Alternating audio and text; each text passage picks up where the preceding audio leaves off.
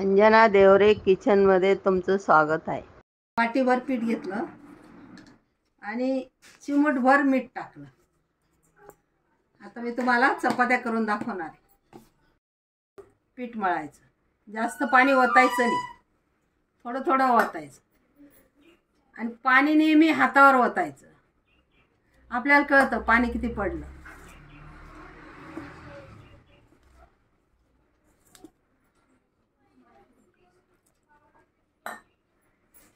Direct पिठात पाणी ओतलं ना तुम्हाला अंदाज येणार नाही। तेल टाकायचं म्हणजे त्याला नरमपणा येतो। थेंबरच टाकायचं, जास्त नाही टाकायचं। असं तयार करून ठेवायचं, 10 मिनिटं ठेवायचं, मुरू द्यायचं। असं पीठ 10 मिनिटं भिजून ठेवलं, असं भिजायचं। पांचं पीठ नाही भिजायचं, असं भिजायचं मऊसार। मऊ भिजलं ना चपाती एकदम मऊ होते। आणि असा एवढासाच गोळा तोडायचा आणि आता याचे 2 गोळे करायचे। असे लक्षात ठेवा, असे 2 गोळे करायचे छोटे छोटे आणि मोठी पोळी लाटायची।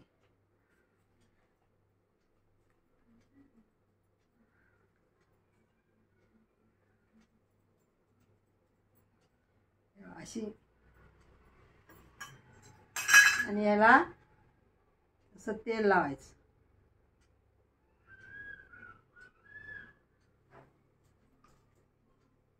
आणि त्याच्यात एवढं पीठ टाकायचं आणि हे त्याच्यावर असं बंद करायचं आणि हे दोन्ही तोंड असे एकत्र जोडायचे। असे त्यांना निघूनही द्यायचं। बाजूला निघालं ना तर पोळी हवा निघते आणि आपल्याला हाताला भाजतं, म्हणून असं पॅक करायचं।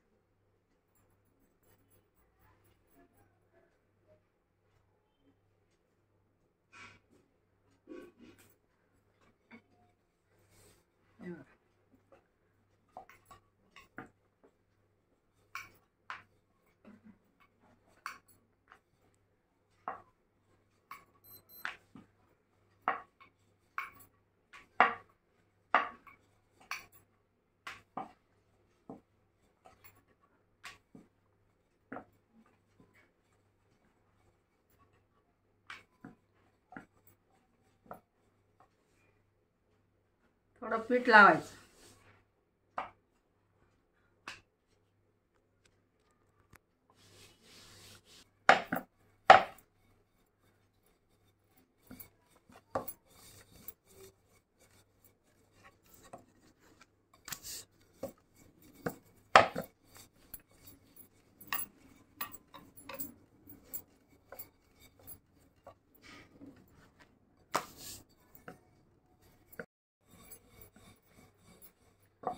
कशी पोळी केली बघा। पातळ पोळी केली बघा। अशी बघून घ्या कशी पातळ आहे आणि केवढी मोठी केली बघा। तिला टाकायलाही घाबरायचं नाही आणि करायलाही घाबरायचं नाही। हे बघा, हे पोळपाट आहे। हे छानपैकी धुतलं, याला घासणी साबण कधीच लावायचा नाही। असं पोळपाट असतं की त्याला काहीच लावायचं नाही, फक्त पाण्याने धुवायचं आणि पुसायचं आणि त्याच्यावर ना असं तेल लावायचं।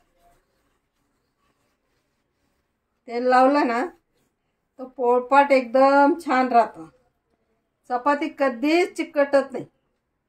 ते तेल लावून लावून लावून लावून तेल बघा कसं झालं, ते गुळगुळीत झालं आणि मग ठेवून द्यायचं। आणि लाटणंही बघा माझं केवढं मोठं आहे, पोळपाटपेक्षा मोठं आहे। पाहिजे तशी पोळी लाटून घ्या। हे असं आता तेल लावलं आणि ठेवून द्यायचं, असं नसं ठेवायचं धुतल्यानंतर। आणि हे बघा माझ्याकडे ना हे पण पोळपाट आहे बघा। हे पण पोळपाट आहे, याच्यावर पण छान एवढी मोठी पोळी होते, याच्यावर पण पोळी होते। आता मी बसून लाटते ना, म्हणून मला हे पोळपाट लागतं। उभं राहून लाटलं का हे पाहिजे। अशा पोळ्या केल्या, पाहिजे तशा उलट्या सुलट्या करून घ्या।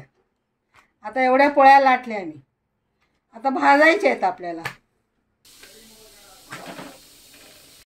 थोडी गरम झाली का उलटायची.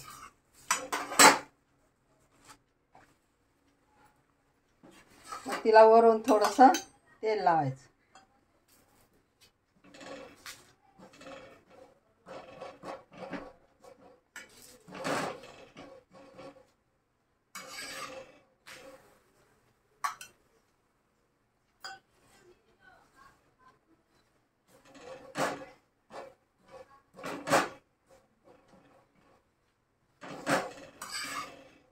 लाटून झाल्या का पटापट शिजवायच्या, म्हणजे कसं टाइम जात नाही, फुगते पण छान, चारी बाजूने फुगते.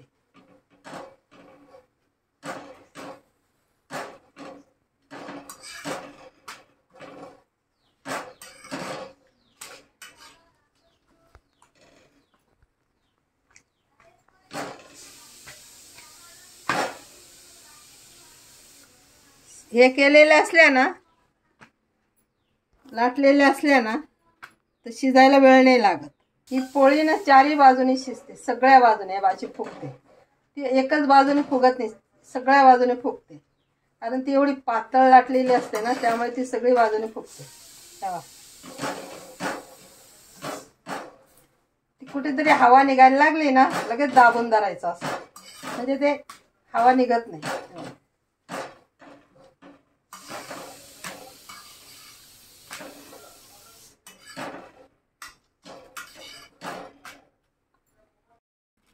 किती मऊ झाली बघा, किती मऊ झाली, छान एकदम. अशी एका घासाची. मुडली का नाही, बघा किती सुंदर आहे बघा. हे बघा, मोडली का, एका घासाचीच पोळी आहे बघा. नरम किती आहे बघा. हे बघा, मोकळी झाली बघा, आली. घाबरू नका. आणि चपाती काढताना असं असं करताना हे करू नका.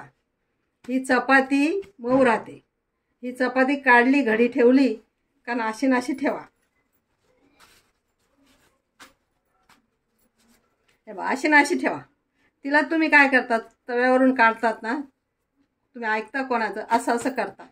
याच्याने काय होतं, त्याची हवा आहे ना निघून जाते आणि पोळी कडक होते. त्यामुळे अशीच ठेवायची. तुम्ही कुठलीही पोळी बघा. झाली, झाली मोकळी बघा. तुम्ही कितीतरी अशा पोळ्या खाऊन जाणार, 4-5. स्वतः करून बघा आणि मग मला कळवा आणि कमेंट करा.